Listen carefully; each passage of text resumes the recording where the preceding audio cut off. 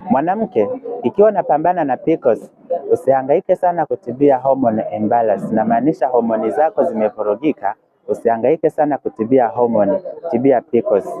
Ikiwa pia unapitia changamoto ya chunusi zisizoisha, usihangaike sana kutumia krimu wala usihangaike sana kutumia sabuni, maana hazitakusaidia, tibia PCOS. Lakini pia unapitia changamoto ya mwili kuongezeka kwa kasi wala hauli chakula ambacho kinaweza kufanya unenepe kwa haraka, fahamu kwamba unapitia changamoto hii ya PCOS, tibia PCOS. Lakini pia inawezekana ukawa unapitia changamoto ya nywele kunyonyoka, so usihangaike sana kutengeneza nywele, tibia PCOS.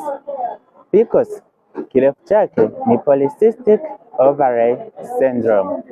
Hii changamoto imekuwa kasi sana kwa wanawake na inawafanya wengi sana washinde kushika ujauzito. Endapo ukitibia PCOS, hautasikia nywele kunyonyoka. Endapo ukitibia PCOS, hautasikia mwili unanenepa kwa kasi. Endapo ukitibia PCOS, hautapata chunusi zisizoisha. Endapo ukitibia PCOS,